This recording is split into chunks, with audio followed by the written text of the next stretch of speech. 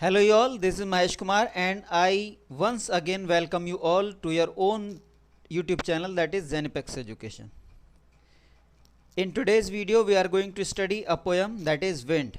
Okay, Wind, Class 9 CBSE Board. This poem is composed by Subramaniam Bharati. Subramaniam Bharati is a Tamil poet. Okay, and this poem also was composed in Tamil language. Okay, this poem, The Wind, was also composed by Subramaniam Bharati in Tamil because he is a Tamil poet, and it was later on rendered in English language, translated in English language by A.K. Ramanujan.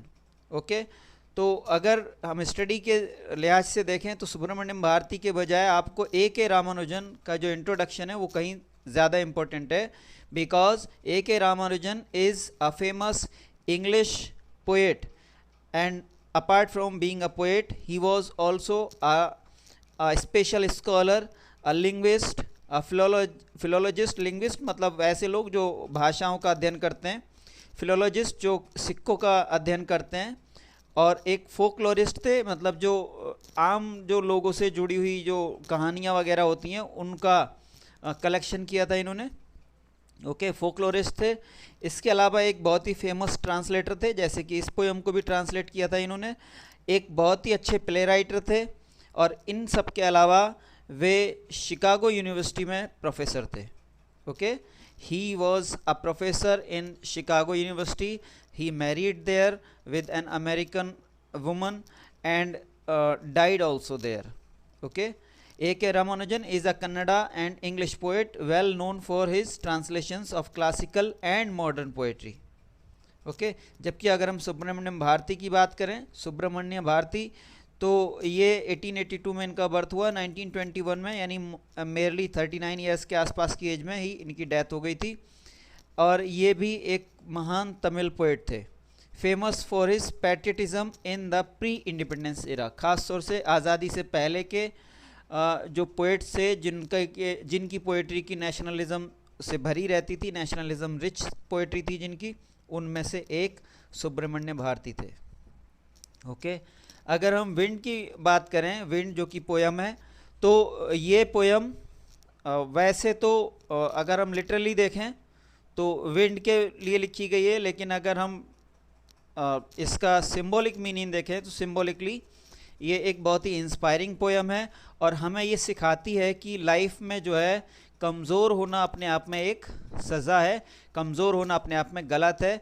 Strong से strong बनिए. फिर जो life में जो भी परेशानियाँ आती हैं, तेज़ हवा रूपी जो परेशानियाँ हैं जिनको पोएट ने हवा से डिपिक्ट किया है, ओके, तो ऐसी जो भी परेशानियाँ आती हैं आप उनको सक्सेसफुली सर्वाइव कर सकते हो. ओके, उनसे स्ट्रगल कर सकते हो, सक्सेसफुली उनसे बाहर आ सकते हो उस स्ट्रगल से निकल करके. ओके, तो पोएट यही कहता है कि दुनिया में सबसे बड़ी जो ख़राबी है वो कमज़ोर होना है. ओके, तो अपने आप को स्ट्रॉन्ग बनाइए, strong in every and each sense, चाहे वो फिज़िकली हो, चाहे वो मेंटली हो, इंटेलेक्चुअली हो, इमोशनली, किसी भी फील्ड से अगर हम बात करें, हर तरह से अपने आप को स्ट्रॉन्ग बनाइए, because it is one of the most important things, one of the most important aspects to survive in this world. Okay, तो चलिए पोएम शुरू करते हैं. Wind, wind come softly, wind come softly, don't break the shutters of the windows. Shutters यहाँ दरवाज़ों के लिए आया, window के.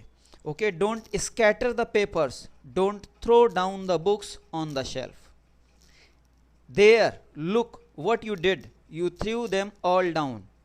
You tore the pages of the books. You brought rain again. You are very clever at poking fun at weaklings. Okay, तो चलिए पहले यहीं तक का हम एक्सप्लेनेशन देख लेते हैं. वो विंड से कह रहा है, पोएट विंड से कह रहा है कि भाई ज़रा धीरे धीरे चलो. ओके, विंड कम सॉफ्टली, ज़रा धीरे धीरे चलो. सॉफ्टली मीन्स स्लोली, धीरे धीरे चलिए. ओके, जिससे कि क्या हो कि ये जो तुम शटर तोड़े दे रही हो, दरवाजे जो हैं शीशे के, स्पेशली जो खिड़कियों के दरवाजे हैं, तुम उनको तोड़े डाल रही हो, ओके, इतनी तेज़ आकर के उनसे तोड़े डाल रही हो। इसके अलावा तुम पेपर सारे बखेर देती हो, जो टेबल वगैरह पे पेपर रखे रहते हैं बहुत सारे, तेज़ हवा के झोंके से सारे बिखर जाते हैं। तो उसी को कह रहा है पोएट कि तुमने पेपर बिखेर दिए सारे, है ना, और इसी तरह से जो भी बुक्स शेल्फ में रखी थी वो तक की गिरा दी। हवा बहुत तेज़ थी इसलिए उसने वो भी सारी गिरा दी। There look what you did, poet आगे उससे कहता है कि देखो जरा क्या किया है तुमने, है ना। There look what you did, जरा देखो तुमने क्या किया है। You threw them all down, तुमने वो सारी की सारी गिरा दी। You tore the pages of the books, तुमने किताबों के पेज फाड़ दिए। अगर देखिए कोई बुक खुली रह जाती है या बहुत तेज़ हवा में खुल जाती है तो उससे उसके पेज फड़फड़ाते हैं पहले तो, और तब अगर बहुत ज़्यादा प्रेशर नहीं बनता तब तक तो फड़फड़ाएंगे, लेकिन अगर बहुत ज़्यादा प्रेशर बनता है तो कई बार पेज फट भी जाते हैं। पूरी तरह से फट के अलग भी हो सकते हैं या बुक में भी लगे रह सकते हैं। ओके, तो पोएट उसी को कह रहा है, you tore the pages of the books, तुमने पेज फाड़ दिए। टीयर की सेकेंड फॉर्म है टोर। यू ब्रॉट रेन अगेन, देखो तुमने फिर से बारिश ले आई, है ना, पूरी व्यवस्था ख़राब कर दी, सारे मतलब भागम भाग मच गई। You are very clever at poking fun at weaklings, weaklings मतलब कमज़ोर। ओके, पोकिंग फन मजाक बनाना किसी का। तो पोएट कह रहा है आगे कि तुम कमज़ोरों का मजाक बनाने में बहुत होशियार हो, बड़े आसानी से, बड़े होशियारी से तुम कमज़ोर लोगों का मजाक बना लेती हो। कौन कौन सी वो कमज़ोर चीज़ें हैं वो आगे देखिए। फ्रेल क्रम्बलिंग हाउसेस, है ना, crumbling doors, crumbling rafters, crumbling would, crumbling bodies, crumbling lives, crumbling hearts. किन किन कमज़ोर चीज़ों का, चाहे वो कमज़ोर घर हो, पुराने गिरते हुए कमज़ोर से घर। ओके, फ्रेल मीन्स कमज़ोर, क्रम्बलिंग मतलब कहीं ना कहीं कोई भी चीज़ जब कमज़ोर होकर फटने टूटने लगती है तो वो कंडीशन क्रम्बलिंग कहलाती है। ओके, फ्रेल मतलब जो फिज़िकली कमज़ोर हो, जबकि तो दोनों थोड़े से अलग हैं। ये कहीं ना कहीं डीकम्पोज जो होने का प्रोसेस है उससे जुड़ा है क्रम्बलिंग, जबकि फ्रेल मतलब वैसे ही कमज़ोर है। कोई एक बिना किसी बीमारी के भी व्यक्ति कमज़ोर हो सकता है। ओके, शारीरिक रूप से जब कमज़ोर होता है तो वो फ्रेल है, जबकि क्रम्बलिंग मतलब जब डीकम्पोज होने लगा है, वो टूटने फूटने, कोई भी चीज़ लिविंग बीइंग हो तो बीमार पड़ने लगे और डेथ की तरफ बढ़ने लगे तो वो कंडीशन, ओके, वो क्रम्बलिंग कहलाती है। और नॉन लिविंग थिंग्स है तो टूट के गिरने लगे, वो कंडीशन क्रम्बलिंग। तो वो यही कह रहा है कि ऐसे ही जो पुराने घर हैं, कमज़ोर घर पड़ गए, उनका मजाक बनाती हो तुम, और तुम ऐसी जो पुराने दरवाजे पड़ गए हैं जिनके खुलने से ही अजीब सी आवाज़ आती है, क्रीकिंग सी साउंड आती है, तुम उनका ही मजाक बनाती हो। तुम राफ्टर्स का, राफ्टर्स असल में जैसे पहले घर बनते थे तो छतों की सपोर्ट के लिए स्टील के, लोहे के एक और ग्रिल टाइप की लगा दी जाती थी छत की सपोर्ट के लिए। ओके, उसी को राफ्टर्स कहते थे। ऐसे ही क्रम्बलिंग वुड, जो पुरानी लकड़ी है गलने लगी है, वो क्रम्बलिंग बॉडीज़, कोई भी कमज़ोर व्यक्ति, बीमार व्यक्ति, क्रम्बलिंग लाइव्स, है ना। ऐसे ही जब कोई कमज़ोर पड़ के अगर मान लीजिए डेथ के डोर पे पहुंचने लगता है, डेथ की कंडीशन में आने लगता है, क्रम्बलिंग लाइव्स, क्रम्बलिंग हार्ट्स, ऐसे ही कमज़ोर दिलों वाले, यानी week heart in, chicken heart in person भी कह सकते हैं। ओके, तो इन सब कमज़ोर चीज़ों का मजाक तुम बड़ी खूबसूरती से बना लेते हो, भले बड़ी ही डेलिबरेटली बना लेते हो। पोएट विंड से यही कह रहा है। Okay, the wind god winnows and crushes them all, जो हवाओं का देवता है, इस तरह से वो इन सभी को, जो अभी हमने क्रम्बलिंग क्रम्बलिंग करके बोला है सबको, उन सभी को बड़े ही आसानी से शिफ्ट कर देता है, विनोज कर देता है।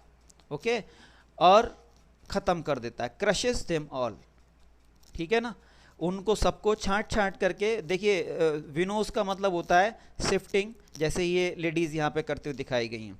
जनरली विनोइंग जो है वो अनाज से जो अनवांटेड चीज़ें हैं उनको अलग करने के लिए आता है। ओके, अनाज भी हो सकता है, दालें भी हो सकती हैं, कोई भी ऐसी चीज़ें जो ईटेबल्स हैं, उनसे जब हम अनवांटेड चीज़ें, जैसे कि उसमें भूसी वगैरह मिली होती है, हस्क वगैरह होता है, शाफ्ट्स वगैरह होते हैं, जो भी है, जो भी अनवांटेड मतलब जो पार्ट्स ऑफ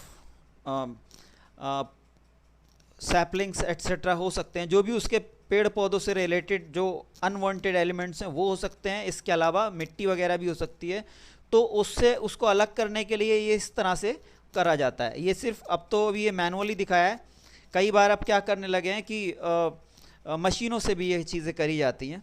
ओके, तो इसमें करा क्या जाता है बेसिकली कि इस तरह से अनाज थोड़ा थोड़ा करके गिराया जाता है और एक साइड से या तो नेचुरली तेज़ हवा चल रही होती है या फिर किसी भी आर्टिफिशियल चीज़ से, जैसे पंखे चलते हैं हाथ से चलाने वाले बड़े बड़े पंखे होते हैं लोहे के, ओके, उनको घुमा करके चलाया जाता है। तो तेज़ हवा का बहाव होता है और तेज़ हवा के बहाव से क्या होता है कि इसमें जो अनवांटेड जो हल्की फुल्के एलिमेंट्स मिले होते हैं वो उड़ जाते हैं और आपको एक साफ़ सुथरा अनाज मिलता है। ओके, बाकी जो हार्ड वाली जो चीज़ें हैं कंकड़े वगैरह वो बीन करके अलग करी जाती हैं।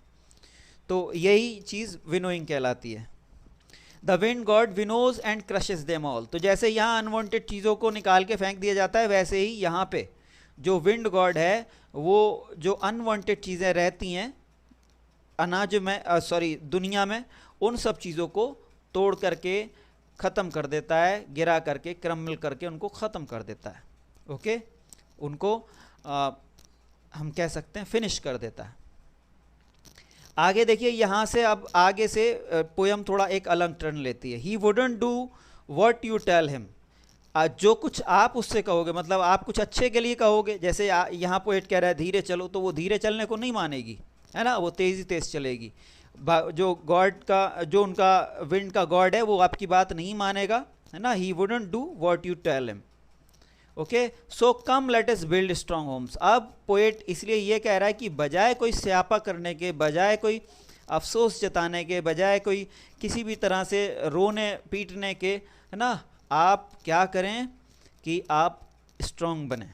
ओके, आपकी जो भी कमज़ोरियां हैं, देखिए यहाँ लिटरल मीनिंग पे मत जाइएगा, किस किस से जोड़ करके देखा है उसने, बात उसी की नहीं हो रही है। किसी भी तरह के फील्ड में आपके, चाहे intellectually, physically, emotionally, okay, study के मैटर्स हों, किसी भी मामले में हो, ओके, जो भी आपकी कमियां हैं आप उनको दूर करिए, आप स्ट्रॉन्ग बनिए।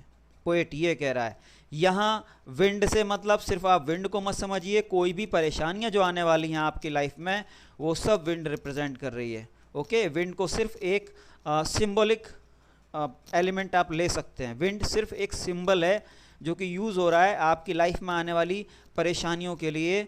Okay, not so favourable things के लिए, नॉट सो फेवरेबल सिचुएशंस के लिए।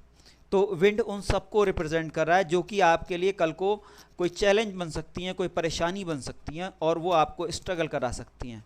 ओके, तो पोएट यही कह रहा है कि ऐसी परेशानियां आएंगी और वो आपकी बातों को नहीं मानेंगी।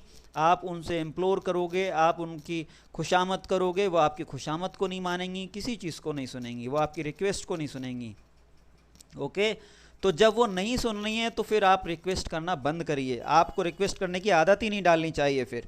ओके, इसके बजाय आपको क्या करना चाहिए कि आपको अपने आप को स्ट्रॉन्ग बनाना चाहिए। जो भी कमियां आपके अंदर हैं उनको दूर करना चाहिए, किसी भी सेंस में कमियां हो सकती हैं वो। So come let us build strong homes, let us join the doors firmly, practise to form the body, make the heart steadfast. Okay, तो जिस सेंस में वो कमियां दिखा रहा था, कमज़ोरियां दिखा रहा था, उसी सेंस में, उसी तरह से वो उसी वे में कुछ आपको अब क्या क्या करना है वो भी समझा रहा है। वो कह रहा है कि इसीलिए घरों को स्ट्रॉन्ग बनाइए, दरवाज़ों को बहुत अच्छे से फर्मली फिट करिए। ओके, ऐसे ही प्रैक्टिस करिए बॉडी को स्ट्रॉन्ग बनाने की, यानी एक्सरसाइजेज वगैरह करिए, रनिंग करिए जिससे कि बॉडी स्ट्रॉन्ग बने। ओके, ऐसे ही दिल को ताकतवर बनाइए।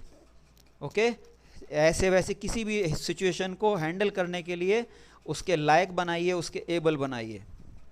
Do this and the wind will be friends with अस, है ना, जरा ये कर लो आप, फिर जो हवा है वो आपका कुछ नहीं बिगाड़ पाएगी, बल्कि वो आपकी फ्रेंड बन जाएगी, क्योंकि हर कोई स्ट्रॉन्ग लोगों से फ्रेंडशिप बनाना चाहता है।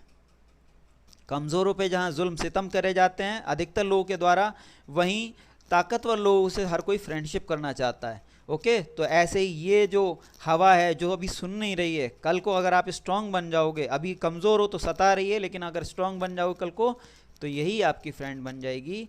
Okay, wind will be friends with us, the wind blows out weak fires. वो आगे कह रहा है कि जो हवा है ये सिर्फ छोटी मोटी जो आग होती है सिर्फ उसी को ख़त्म करती है ना, सिर्फ जो छोटी मोटी आग होती है उसी को ख़त्म करती है, बड़ी आग को क्या करती है। और he makes strong fires roar and flourish, जो बड़ी आग होती हैं उनको और बढ़ा देती है। जैसे कि छोटी आग से मतलब है कोई कैंडल हो सकती है, कोई दीपक हो सकता है ना, माचिस की तीली हो सकती है, और ऐसी कोई छोटी मोटी कुछ भी ऐसी आग हो सकती है। ओके, वो भी एक आग है, लेकिन ये ज़रा सी हवा अगर लगती है तो बुझ जाते हैं। ओके, ज़रा सी हवा का झोंका आता है तो ये बुझ जाते हैं। लेकिन इसके अपोजिट स्ट्रॉन्ग फायर्स, जैसे किसी जंगल में आग लगी हो, ओके, पहले जैसे कई बार घरों में आग लग जाती थी, तो जितनी हवा चलती थी वो आग उतनी ही फैलती थी। क्यों? क्योंकि उससे उसको ज़्यादा से ज़्यादा ऑक्सीजन मिलती थी और वो आस पड़ोस तक और उसकी रीच बढ़ जाती थी, जिसकी वजह से वो तेज़ी से फैलती थी। ओके, तो ऐसे ही आज भी जंगलों की आग तो आज भी होती है, तो जंगलों में आज भी उसी तरह से होता है, जितनी हवा तेज़ चलती है उतनी आग बढ़ती है। तो वही पोएट कह रहा है कि कमज़ोर अगर हो तो दुनिया सताएगी। जैसे छोटी आग को हवा बुझा देती है, लेकिन बड़ी आग को हवा ही बढ़ाती है ना। तो इसी तरह से अगर आप कमज़ोर होगे तो हर परेशानी आपको नुकसान देगी, जबकि अगर आप ताकतवर बन जाओगे तो जो चीज़ें आपको परेशान कर रही थी वही आपकी फ्रेंड बन जाएंगी, वही आपको कोऑपरेट करेंगी, वही आपको बढ़ाएंगी। His friendship is good, we praise him every day, है ना। तो कहता है कि ऐसे में फिर इसकी जो फ्रेंडशिप होगी हवा की वो भी अच्छी होगी और हम उसकी रोज़ाना तारीफ़ करेंगे, मतलब कहीं ना कहीं हम भी कहेंगे कि हाँ भाई ये अच्छा फ्रेंड है। ओके, लेकिन कब वो अच्छी फ्रेंड बनेगी विंड? जब आप स्ट्रांग होगे। ओके, हालात आपका कब कुछ नहीं बिगाड़ पाएंगे? जब आप स्ट्रांग होगे।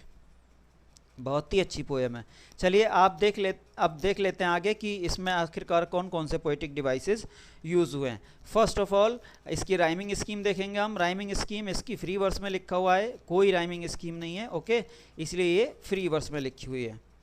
सेकेंड इज एपोस्ट्रोफी है यहाँ पे। अगर आप ध्यान से देखेंगे तो यहाँ पे पोएट सीधे सीधे हवा को एड्रेस कर रहा है, उससे बात कर रहा है। ओके, और जब कभी ऐसा होता है कि कोई पोएट किसी पोएम में या कोई भी किसी पोएम में कोई भी पर्सन अगर इस तरह से बात करता है, ओ करके आवाज़ जैसे हम देते हैं, या कुछ और तरीके से भी बात करता है, तो वहाँ पे एपोस्ट्रोफी रहता है। जैसे कि एक बहुत ही फेमस पोएम है ओ कैप्टन माय कैप्टन। ओके, जो कि अमेरिका के एक्स प्रेसिडेंट अब्राहम लिंकन पे लिखी गई है। ओके, तो वो ओ कैप्टन माय कैप्टन में एपोस्ट्रोफी है। ऐसे ही यहाँ पे जो है पोएट सीधे सीधे देखिए विंड से बात कर रहा है। विंड कम स्विफ्ट सॉफ्टली, हवा ज़रा आराम से चलो। ओके, आगे भी इस तरह से बात करता रहता है वो, तो इसीलिए यहाँ पे एपोस्ट्रोफी है। पर्सोनिफिकेशन है। पर्सोनिफिकेशन इस सेंस में है कि हवा को किसी लिविंग बीइंग की तरह से वो एड्रेस कर रहा है, उससे बात कर रहा है। ओके, और इसके अलावा उसको गाइड भी, उसको कह भी रहा है, उससे रिक्वेस्ट भी कर रहा है कि आप ऐसा करो वैसा मत करो। ओके, इसीलिए यहाँ पे पर्सोनिफिकेशन है, because a non living thing is treated by the poet as a living thing. Okay, therefore here is personification. इसके अलावा रेपिटिशन है। रेपिटिशन देखिए, जब कोई एक ही वर्ड या कोई एक सेंटेंस का पार्ट जैसे फ्रेज या क्लॉज वो बार बार रिपीट होता है पोएम में, तो वहाँ रिपीटिशन रहता है। ओके, तो ऐसे ही यहाँ पे अगर आप देखेंगे ये क्रम्बलिंग कई बार आया है। ओके, ऐसे ये डोंट कई बार आए हैं, डोंट और फिर यहाँ यू, तो इसीलिए यहाँ पे रिपीटिशन है। इसके अलावा यहाँ एनाफोरा है। एनाफोरा जब किसी पोएम की शुरुआत में एक से ज़्यादा लाइन में कोई कंटिन्यूसली कोई एक ही वर्ड या फ्रेज कोई या क्लॉज रिपीट होता है। ओके, तो वहाँ पे एनाफोरा होता है। जैसे कि यहाँ लगातार 3 बार पहले डोंट आया है, फिर यू आया। ओके, तो दोनों ही जगह पे एनाफोरा है। ओके, इसके अलावा आप देखेंगे तो एलिट्रेशन कई जगह मिल जाएगा आपको, जैसे विंड और विनोज में डब्ल्यू की साउंड से शुरू हो रहे हैं वर्ड्स, दोनों एक ही लाइन में 2 या 2 से ज़्यादा वर्ड्स शुरू हो रहे हैं। ऐसे ही यहाँ पर भी डब्ल्यू से ही शुरू हो रहे हैं कई, और यहाँ पे भी। ओके, तो जब भी कभी किसी पोएटिक कंपोजिशन में एक ही लाइन में 2 या 2 से अधिक वर्ड किसी एक ही सेम कॉन्सोनेंट साउंड से शुरू होते हैं, ओके, कॉन्सोनेंट साउंड से, याद रखिएगा, तो वहाँ पे एलिट्रेशन होता है। जैसे कि यहाँ कई जगह हो रहा है विंड, विनोज, विंड, विल, विद, ऐसे विंड और वीक। ओके, तो इसीलिए यहाँ सब जगह जो है एलिट्रेशन है।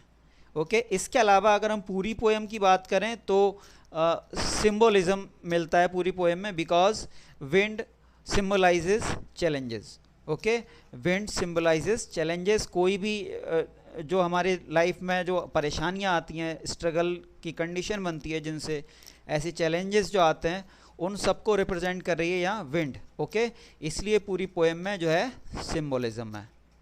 तो that was all about this poem. Thanks for watching, see you in the next video, till then bye.